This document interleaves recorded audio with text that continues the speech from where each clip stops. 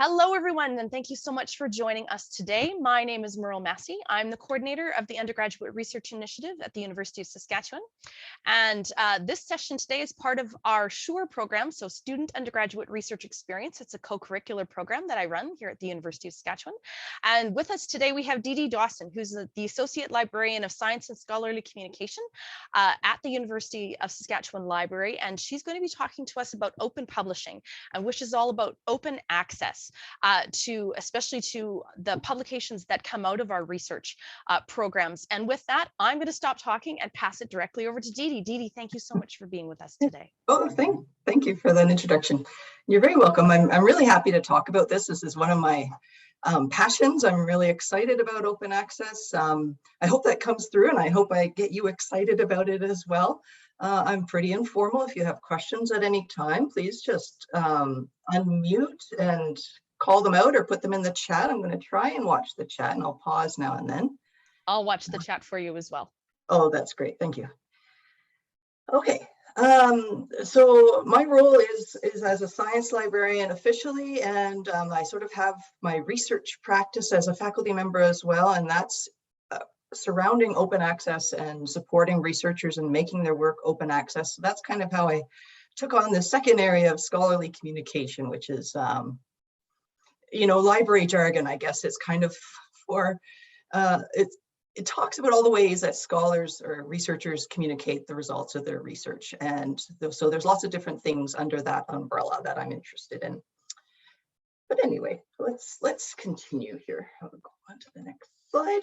So yeah, another link there, which I put in the chat earlier. So these slides are on Google Slides, so I'll just leave them posted so you can come back anytime to revisit the content. There's lots of additional information in the notes fields as well, if you want to look at that. And if you're interested in following lots of the links. Anyway, so that's why I wanted them posted openly like that for you. So here's what we're going to talk about today.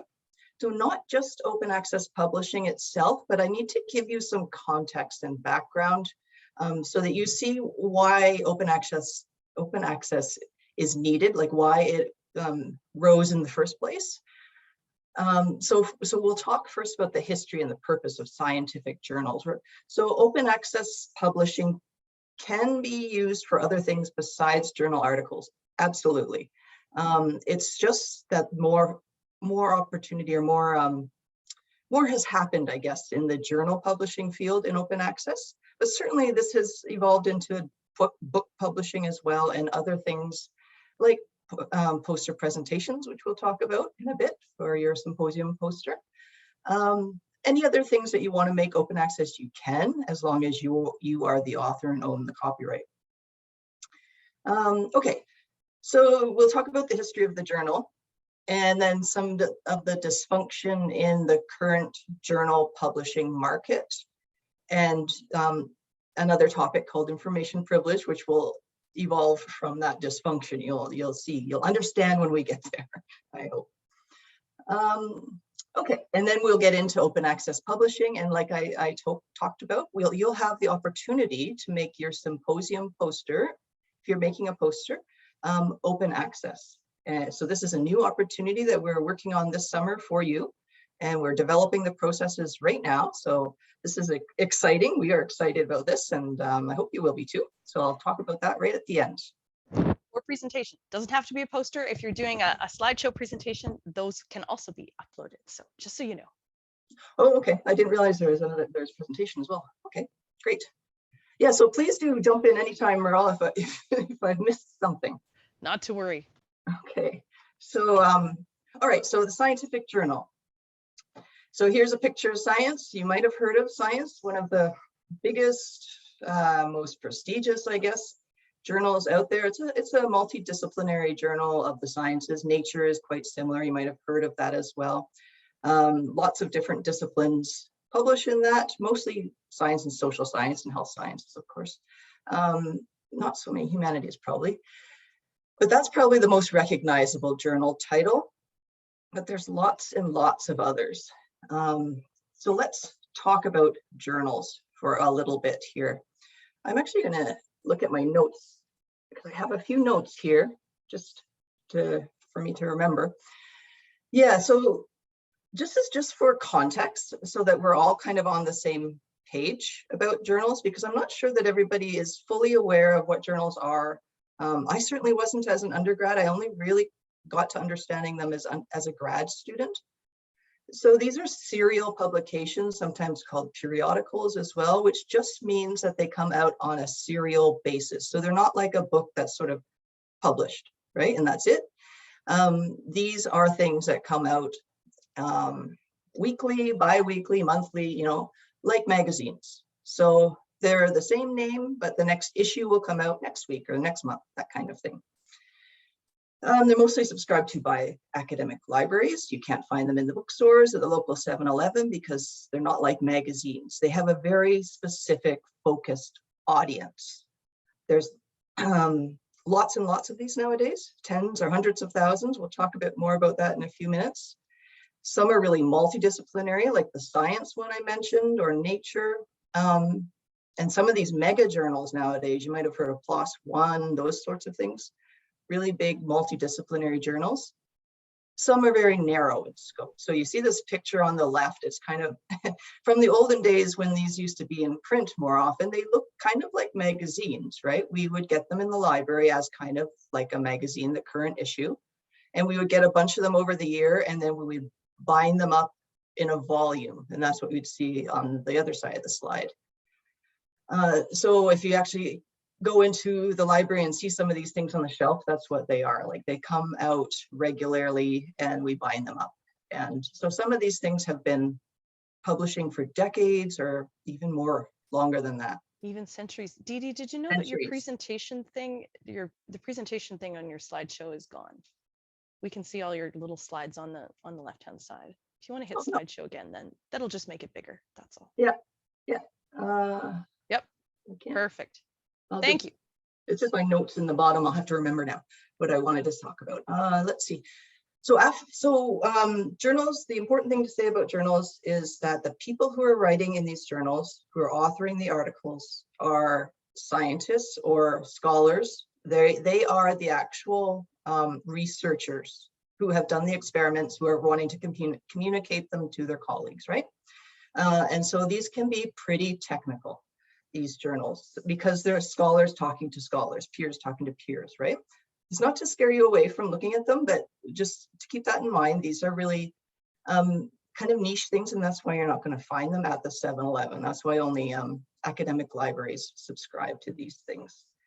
They are peer-reviewed almost always, and that kind of means that you can't just send your article in and it automatically gets published. It's kind of a quality control process it goes through. The editors will send that manuscript out to other scientists or scholars in the same discipline to evaluate it. Often that's a blind process to try and eliminate some bias. So that's what the peer review process is. So we could really get into lots of detail, but I think that's kind of enough for now, just so that we're all on the same page, that that's what these journals are. Okay, so here's an example of a journal. Looks kind of old, right? Like Merle was just saying, some of these things have been around for centuries. So if you can't read the title, this is what that whole title says. It's kind of awkward, indicating, yeah, it's old. That's old English kind of language, right? Philosophical Transactions of the Royal Society is kind of how we know that title. It's kind of a shortened version of that long, kind of awkward title. It was established in 1665. So this is generally considered, there's some dispute, but generally considered the first scientific journal. Still publishing today. Isn't that amazing? I'm always amazed by that. So it is in two segments or sections today, A and B. So A, I guess, is physical sciences, math and engineering, etc. B is the biological life sciences. And this happened in 1887, just kind of yesterday, right? Well, when it started publishing in the 1600s. So that's crazy. And these are just screenshots I have on the screen here, screenshots of the current edition of each of those, A and B. And so that brings me to another point. Like most of these, I gave you those pictures of the sort of magazines on the shelf.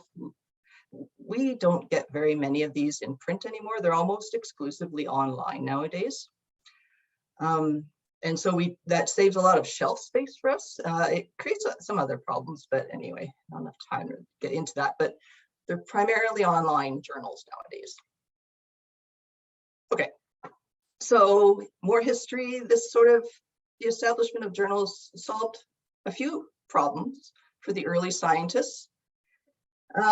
You notice it was called philosophical transactions. So you may think that sounds like a philosophy or humanities type of title.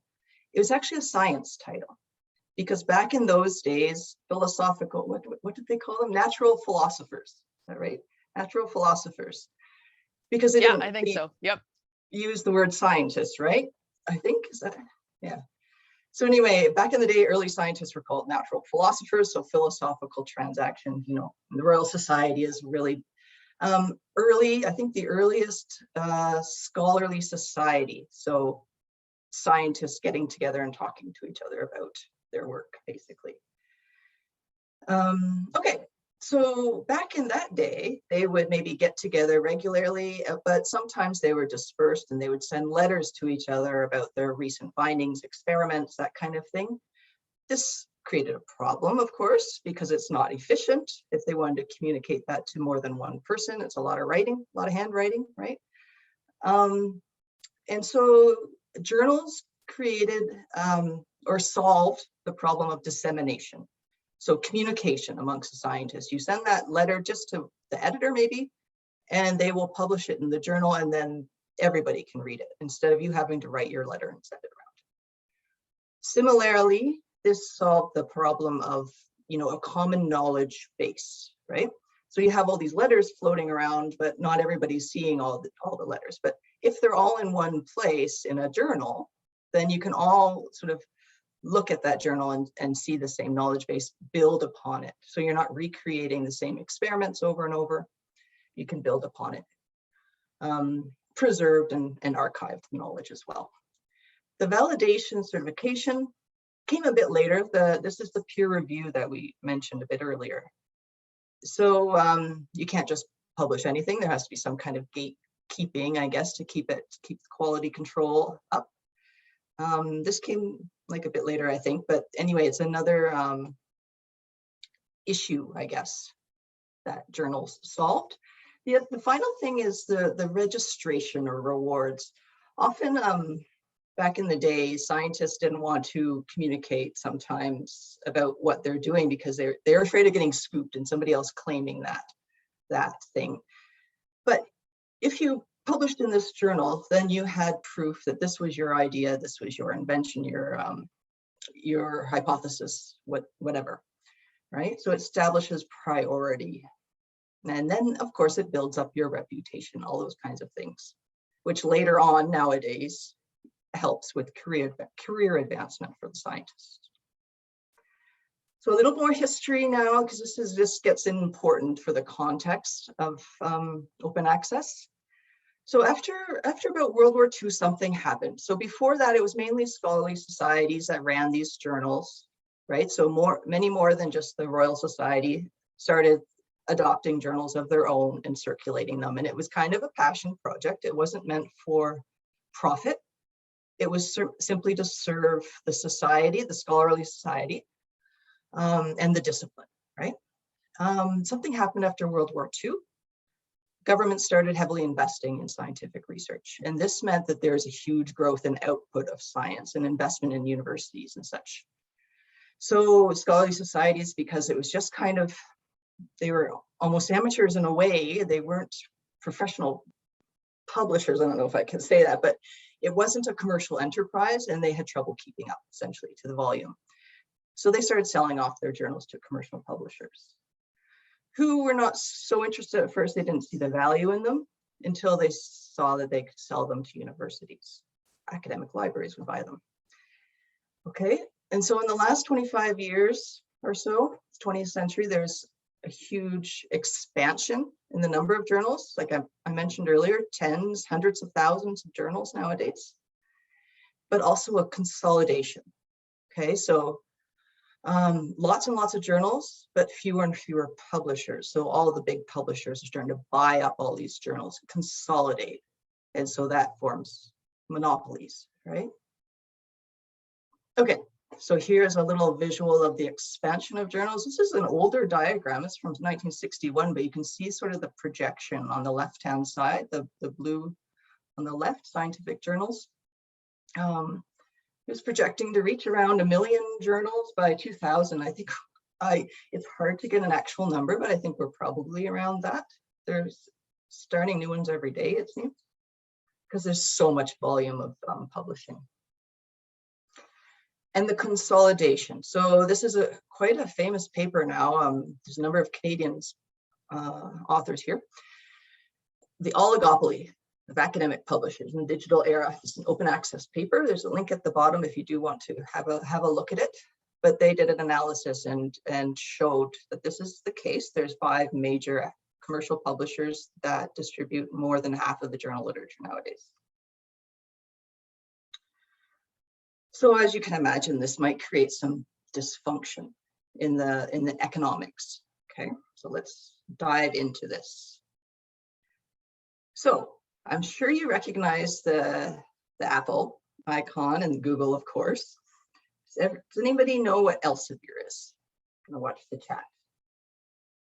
Who knows what Elsevier is? Probably you can guess from my lead up. Have people heard of Elsevier before? No? I think it's a publisher. Yes, somebody spoke up and said it's a publisher, right? It's an academic publisher, a scholarly academic publisher of journals and other things too, books. It is the largest scholarly publisher that there is. And a lot of people haven't heard of it, especially people outside of academia. Why would they? And so which of these 3 companies do you think has the highest profit margin? So profit margin being kind of that percentage that you're left with after, so minus your expenses from your profits, I guess, profit margin. It's kind of an economic term that economists go by. Anybody can guess which one has the highest profit margin?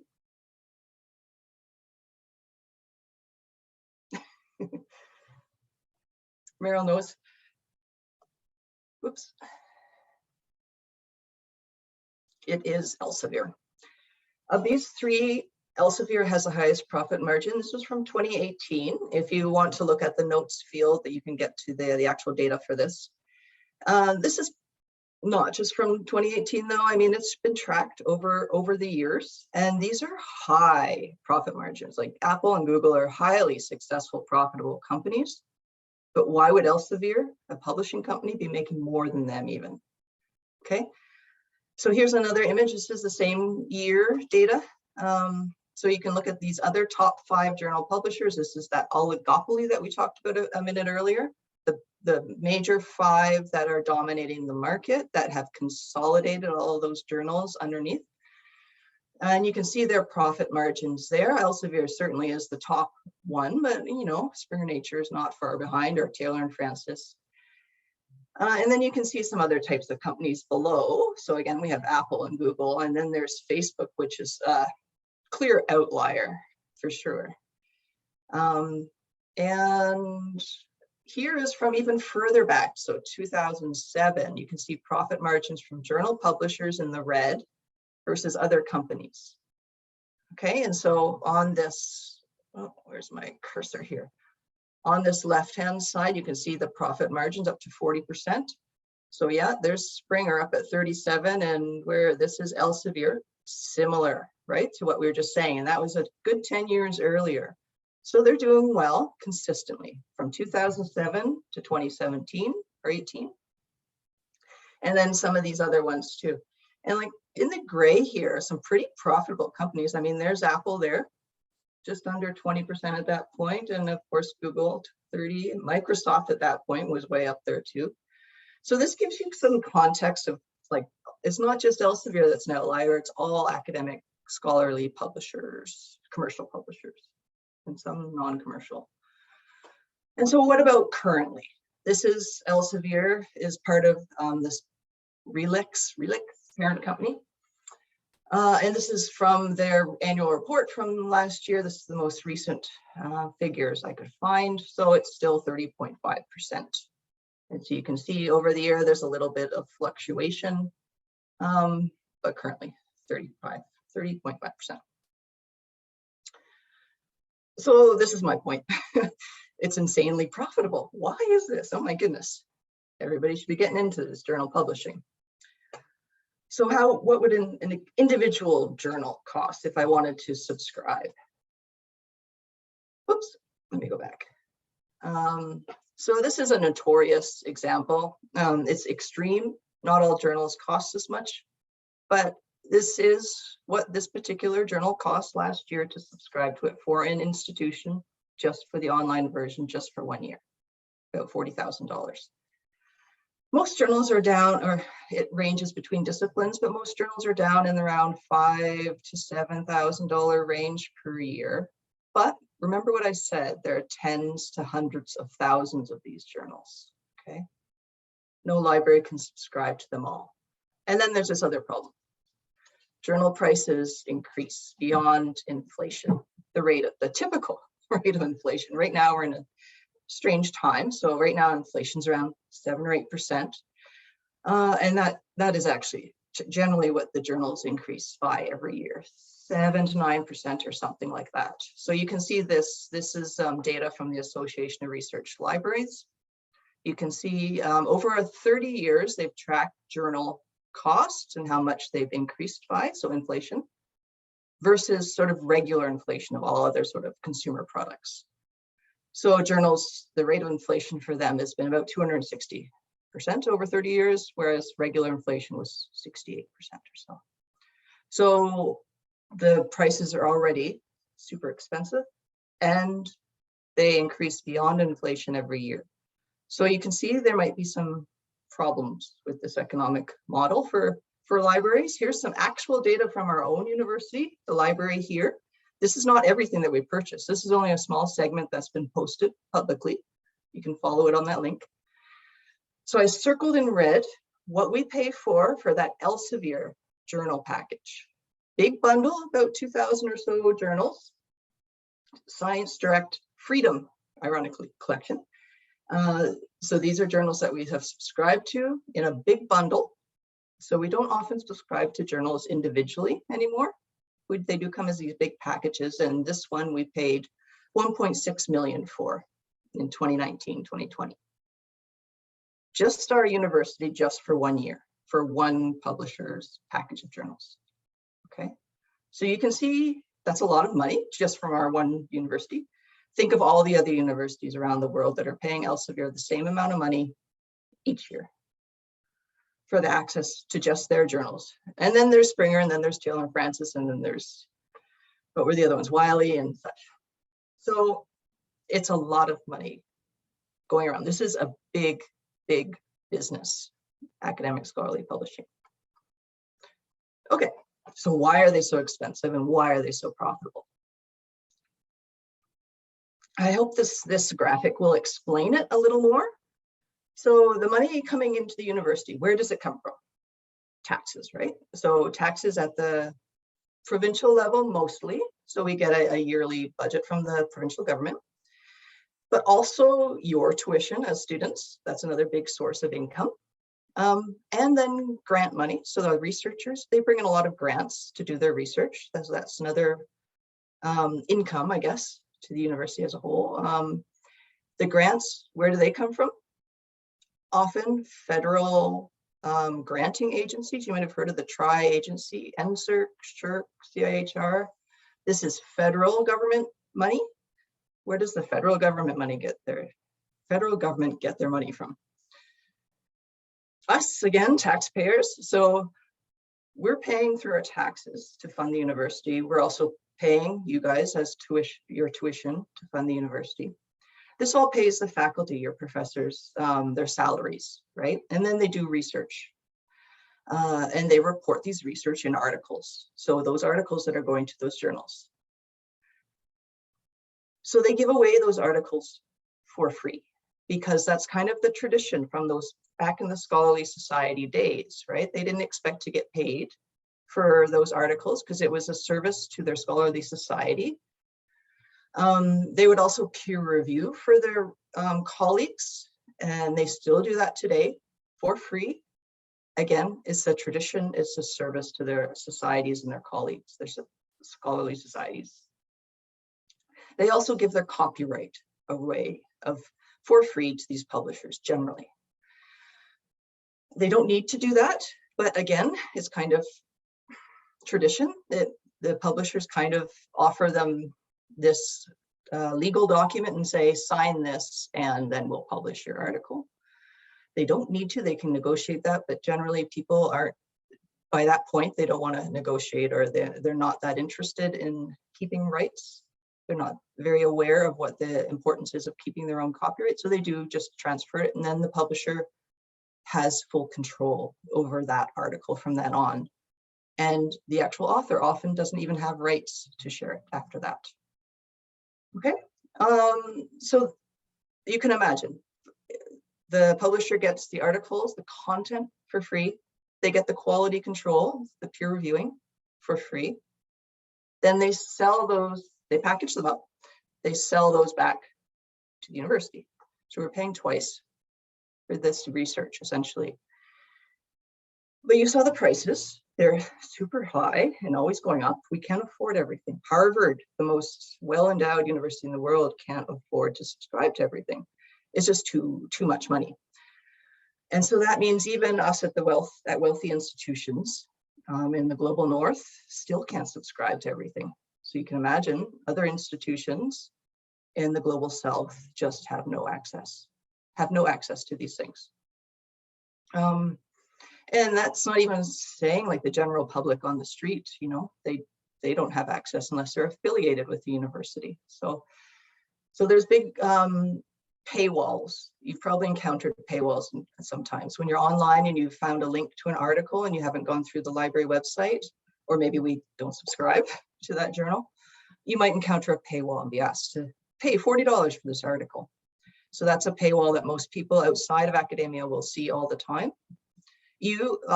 As a side note, you as students, enrolled students at the university, you have access to interlibrary loans. So even if we don't subscribe, never ever pay that $40. We can get that for you. The library will get that to you for free as part of our service. Okay, so ask me more about that another time if you do need to do that. So you can see sort of the issue here. This is kind of a summary. The publishers don't pay for the content, the articles, or the quality control, the peer review. There's a dysfunctional market. Sorry, my dog's scratching at me. Noise here.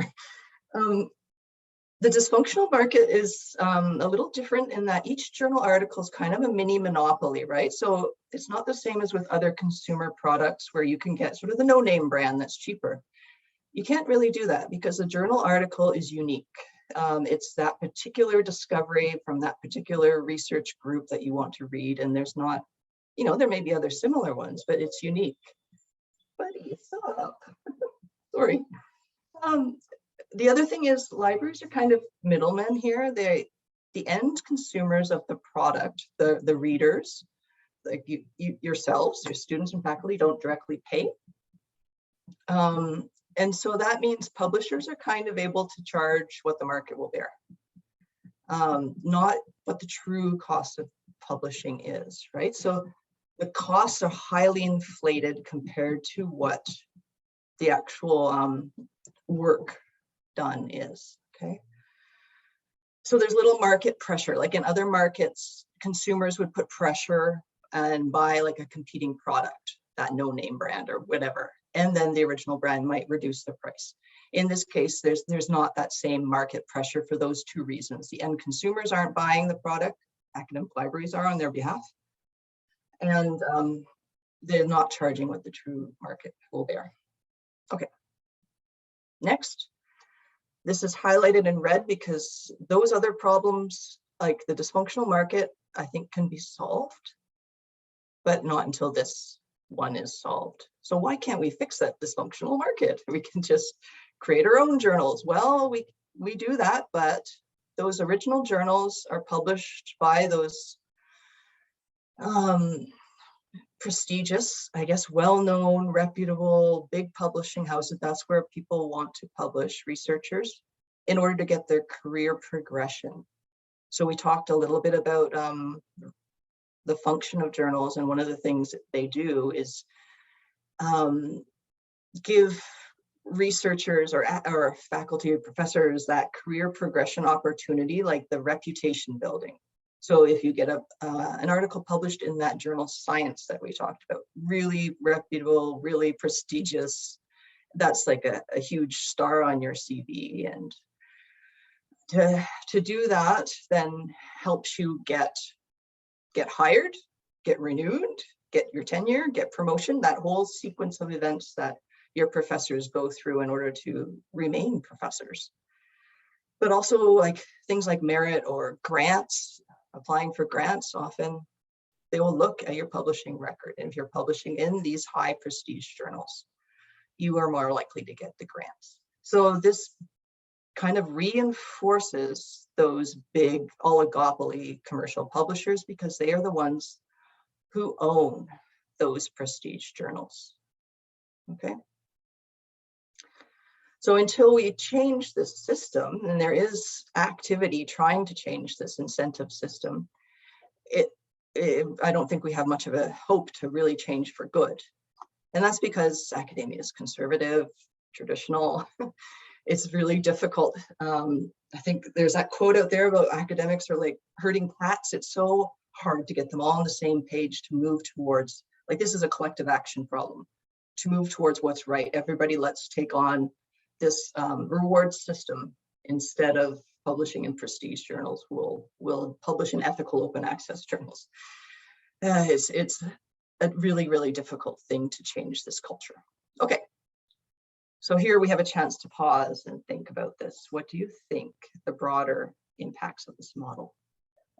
So I mean societally.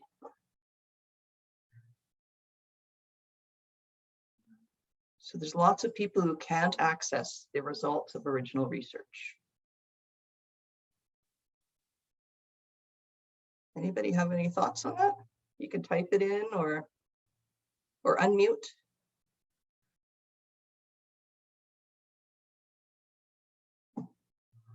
Yeah, so Meryl has a good idea there. What if you're a company doing original research? How do you access this knowledge and build upon it? What if you're a practitioner? What if you're a doctor? And you're not affiliated with the university. You want your doctor to know the latest research in medical findings for your condition, don't you? Journalists and writers, you know, how do they report to the public?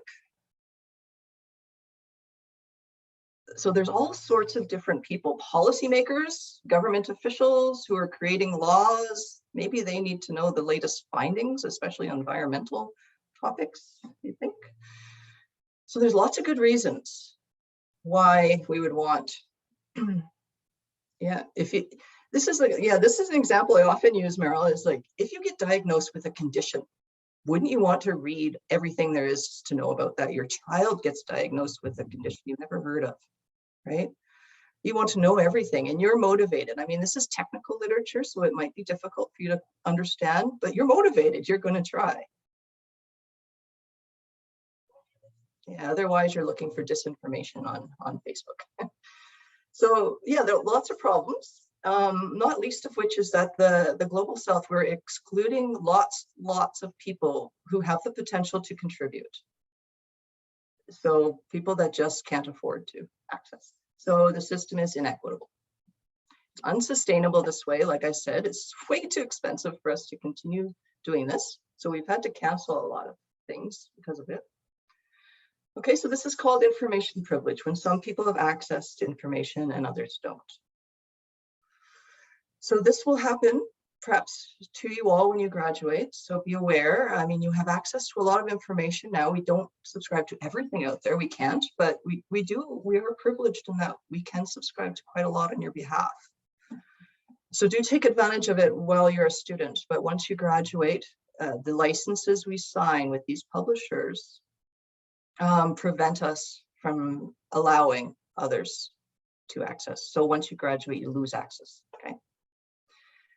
So I'm looking in the chat, and there's a lot of jargon in the academic journal that might be difficult for a general audience.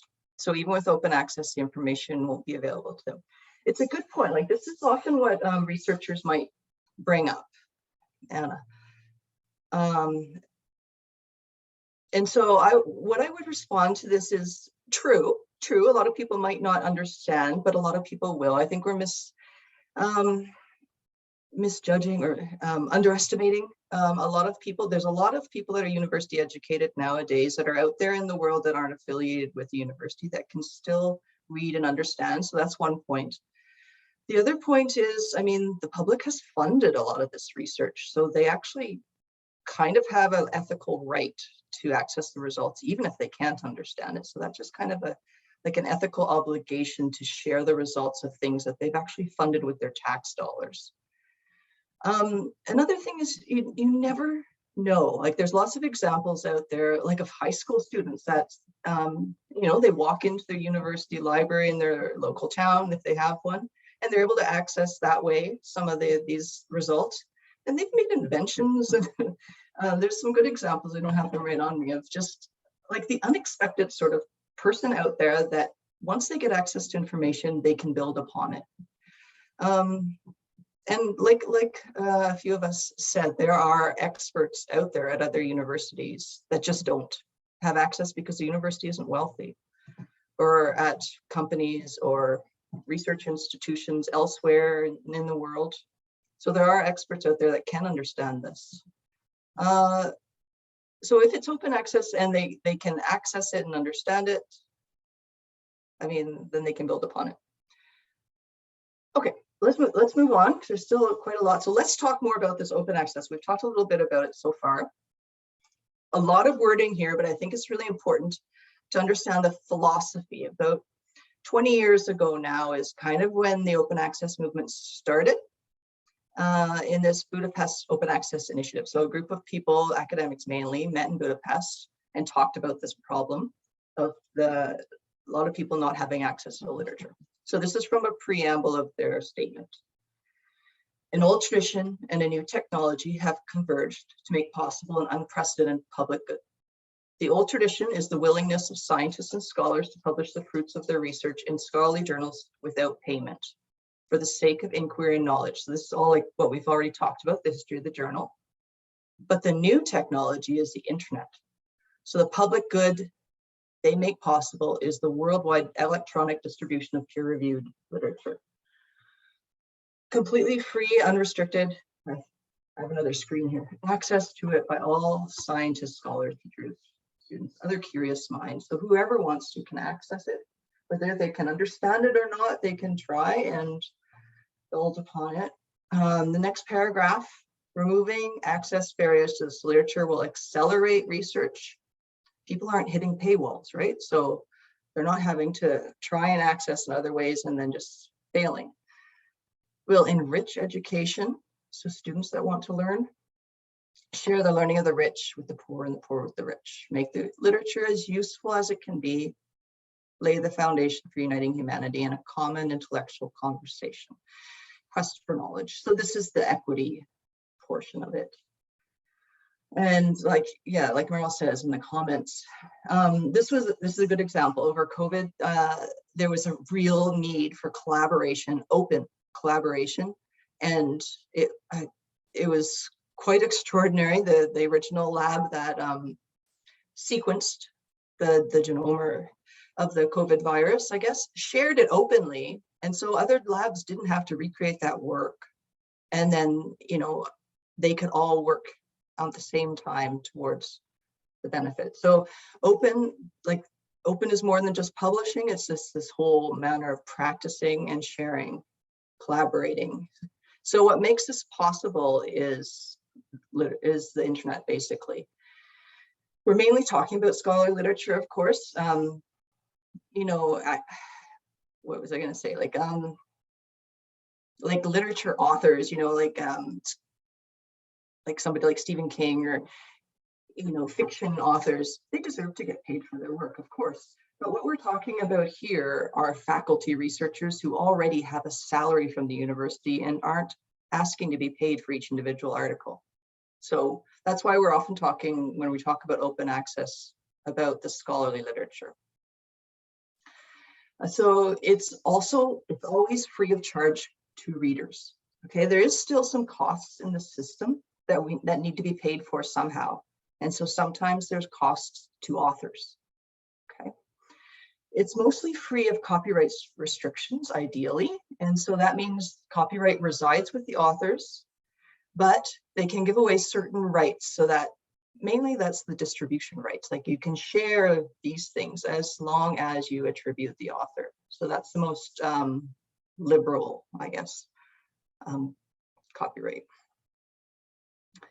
Okay, lots of benefits to open access, some of them that we've talked about already. So lots of different types of people that otherwise could not access can, such as the public, practitioners, doctors, dentists, coaches for sports, that kind of thing.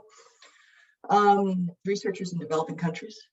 This results, of course, in a higher citation rate. Another one of those things that authors want to see to progress their research, and it's nice to put on your tenure file, look how many citations I've got. That means other people are citing your work in their work.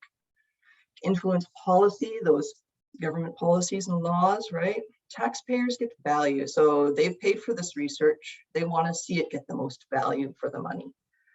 So that kind of thing. So it has the potential to accelerate research because people aren't hitting those paywalls. They can recreate, or they can build upon that research instead of having to recreate it. They know that it's already been done. Let's move on to the next step instead of doing it over again.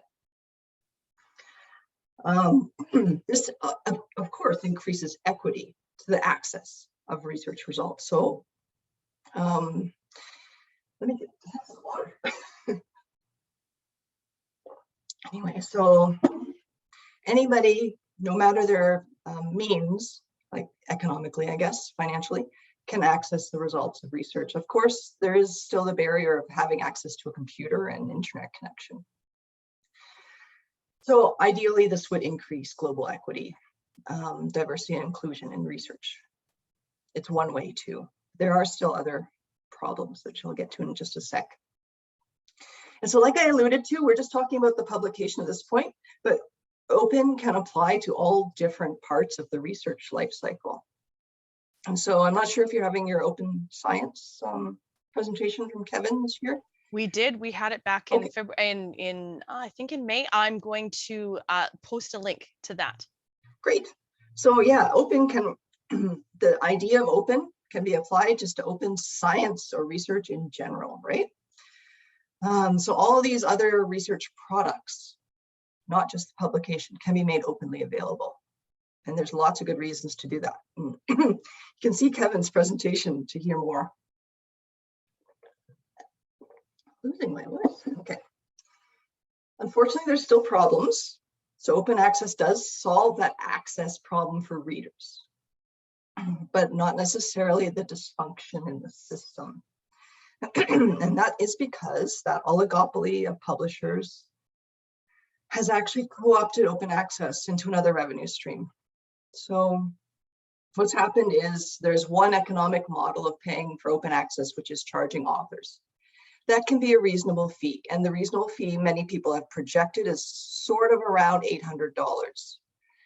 But many of these commercial publishers are charging authors around.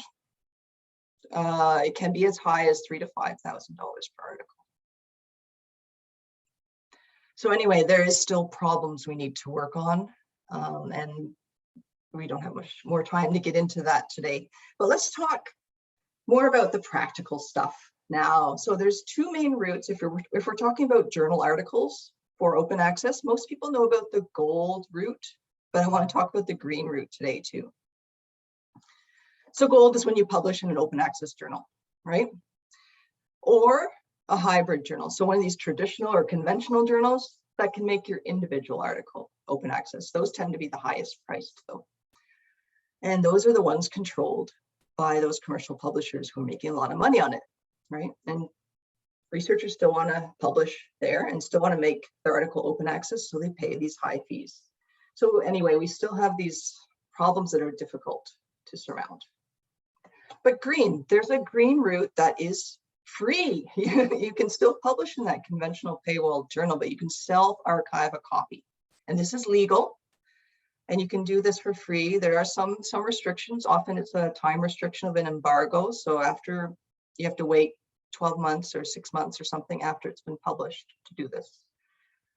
But this gets into the copyright issue. So you don't want to sign away all your rights to that publisher. You want to keep the right to self-archive in a repository.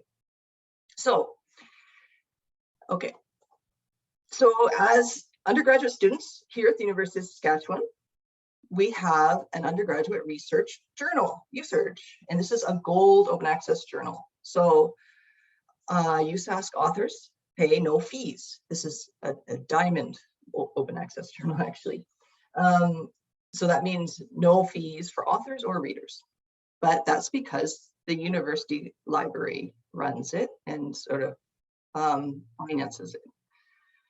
And it's also run by the free labor of undergraduate USask student editors. And so that's an opportunity for you as well. So you should look for the opportunity to become an editor of the journal. It's peer reviewed by faculty and grad student experts. And good, thanks Meryl for posting that. I thought you would. There's a session coming up with USask editors soon, so you can find out more about that. So if you are interested in making an article from your research open access for free, you can do that locally. And another way, we have Harvest, which is the university's open access institutional repository or research archive. There's a few names for this. So this is where grad student theses and dissertations are housed for the long term, but also faculty research, and sort of presentation outputs, reports, that kind of thing. It is open access through the green route, like we talked about. So Harvest, like other repositories, is a long-term stable digital, offers long-term stable digital preservation. Okay, so that's its main function. That's why it's usually libraries that run repositories, because that's kind of the business libraries are in, is preserving and making accessible information, basically. And so we also make information accessible and discoverable, right? So that's what Harvest does as well. So things that are in Harvest are discoverable often, usually through Google Scholar, if that's what you're using. You do a Google Scholar search on a topic, and if there's something in Harvest that relates to that topic, it should come up in the results list. And so it doesn't mean that somebody needs to know that you've posted something in Harvest and go directly there and search. You could do that, but you don't need to know that, and you don't need to do that. You can just search on a Google search engine. Probably Google Scholar is best because it limits to academic content, right? Okay, so accessibility. So repositories like Harvest enable open access, make things available without having the reader pay. So it removes those paywall barriers. There's still costs in the system. There is for anything. The library is the one housing this and making this available through our infrastructure and through staff librarian time. Okay. So that's what Harvest is. There's lots of repositories out there. Pretty much every university nowadays runs something like this, but there's also subject ones too, disciplinary ones. Okay, so I mentioned earlier that you have this opportunity if you're creating a symposium poster or a presentation, right, Mara?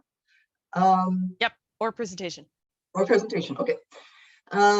You can make those slides or that poster open access through Harvest, if you so wish. It's not required, but it's a nice opportunity for you to try out this process. Things to know before submitting. I mentioned copyright's kind of important, right? The important thing to know here about copyright is that you are automatically the copyright holder of the works that you create, including your poster, unless you sign the rights over to somebody else, like a publisher. So you have that right already. You may want to apply something like a Creative Commons license to your poster. This tells users that find it what they can do with it, so they can use it and share it with others as long as they attribute you, kind of thing, right? This is part of the submission process to Harvest. So the submission process will guide you through choosing a license like this, if you so choose.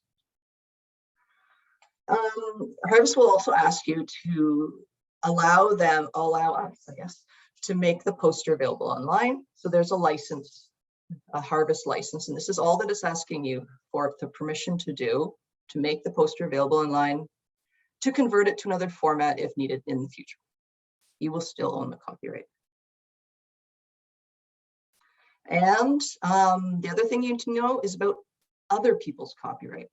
So content that you're using on your poster. So if you're reusing somebody else's image or figure, you need to get permission.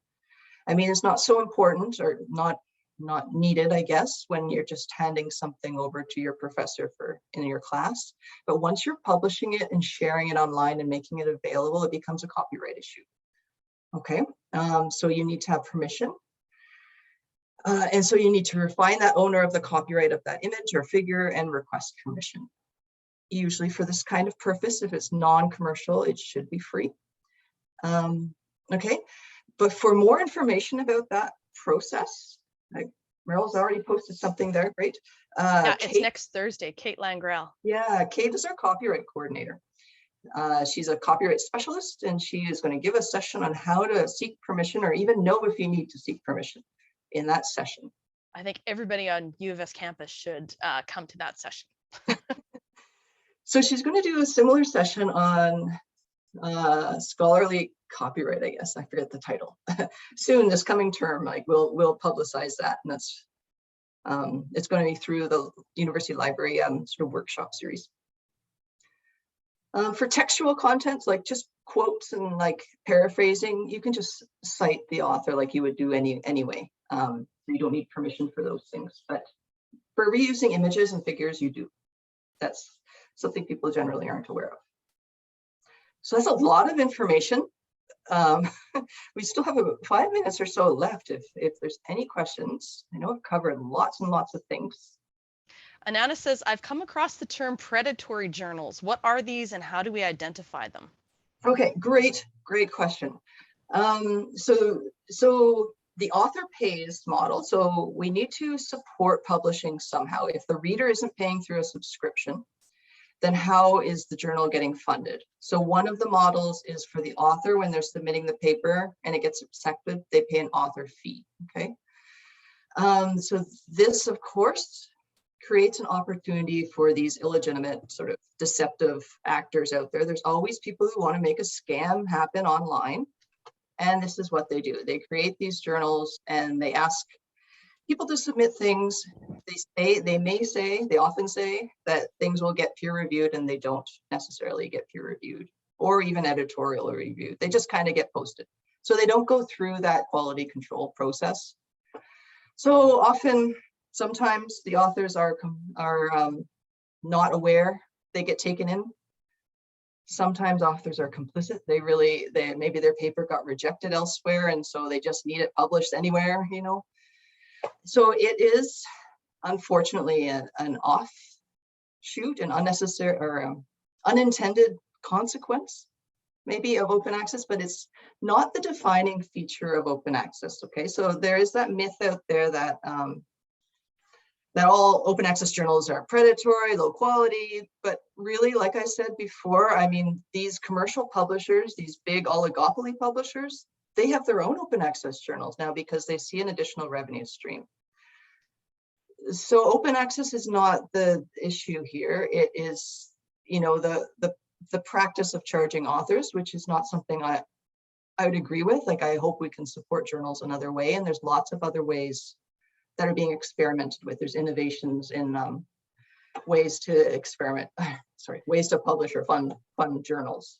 And now there's a U of S professor who regularly does screen captures of the predatory journal emails that she gets that comes into her, because she gets like 2 or 3 a week that come in, and she'll do screenshots and she'll post them. And a couple of the ways that you can tell almost immediately that something is a predatory journal and not necessarily a well-supported journal or an ethical journal is that there's a huge number of spelling mistakes, or language problems. So that's an easy way to kind of filter those out. Another thing that you'll notice is that they'll misspell your name, like because they're sending out mass emails, and so that's not direct, it's not directly to you. They're sending out these mass emails, so there's misspellings, or they'll call you or they'll get your research area wrong, things like that.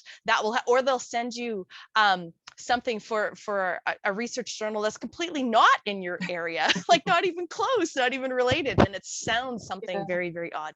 So those are a couple of things that tend to be triggers that help you to know, to investigate that journal a little more closely before you would even consider it. Yeah, you should always investigate every journal, for sure. I think even with so-called reputable journals, like there's kind of a sliding scale or a spectrum of quality, right? And this can change over time, and depending on the individuals involved and how well they adhere to editorial practices and that kind of thing.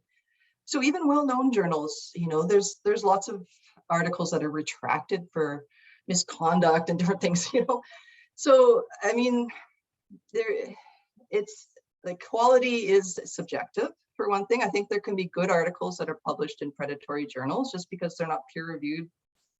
There's problems with the peer review system too. So anyway, that's a whole nother discussion. I can do a whole session on predatory publishing, but I'm really glad you raised it, Anna.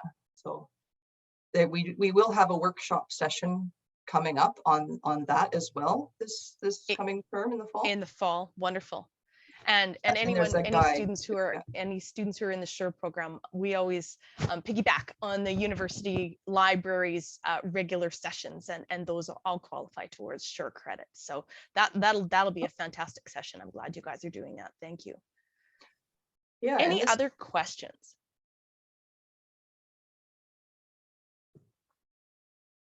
Yeah. While we're waiting, I was just going to say this guide that you've linked to, there's a number of checklists and sort of rubrics on that guide that can lead you through an assessment of journals. So if you're unfamiliar with the journal, you think it might be disreputable for whatever reason, you can go through one of those checklists and that will help you assess. That's absolutely true. We are at, look at that. Our timing is perfect. I don't see any more questions coming in on the chat. Okay. Please join me in saying thank you to DeDe for giving us, I know that it's an eye-opening sort of session for a lot of people to really understand how much money it costs the library to have all of these to have all of these journals, open access or regular access, that we all need in order to accomplish our research, whether we're undergraduate students, just writing papers and trying to get through a particular class, or we're doing summer research work, or we're faculty doing research. I know from my perspective, one of the reasons why I was, when I finished my PhD and my postdoc, it was important to me to retain connection to the University of Saskatchewan through becoming an adjunct faculty member. And my primary motivation was because I still needed access to the journals. And you don't get that as just being an alumni. It's special, and it's something that's negotiated with the College of Graduate and Postdoctoral Studies. And so I needed that access, and so I accepted an adjunct and unpaid faculty position just so that I could have access to the journals. Of course, I don't need that anymore because I work as staff, so I've got full access to the library. But wow. And it's something that you'll see on social media actually quite often.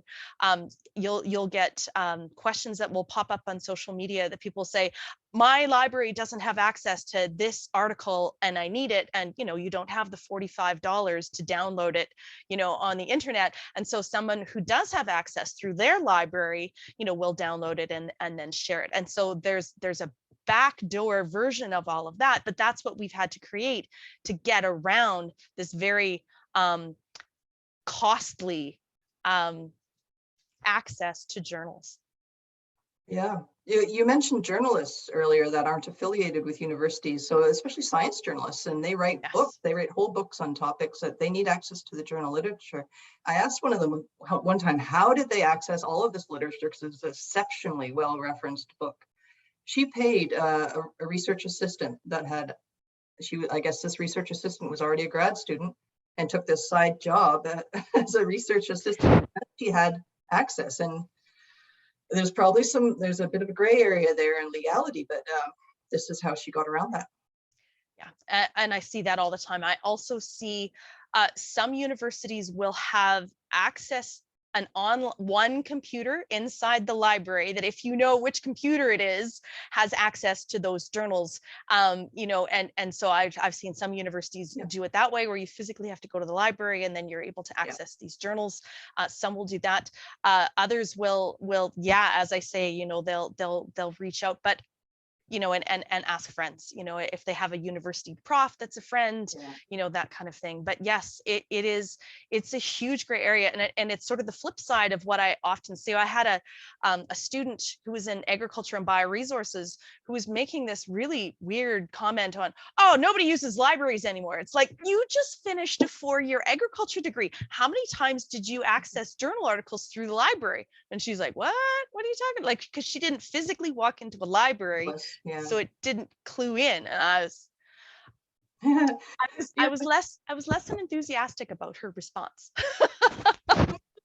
Libraries trying to make this seamless access, so it's not so difficult. You're not the researchers and clicking through so many things to access. And in the course of trying to make it that way, we kind of eliminate ourselves from the perception that we're involved at all, right? So often undergraduate students are completely unaware that the library's provided them with the things, that they have.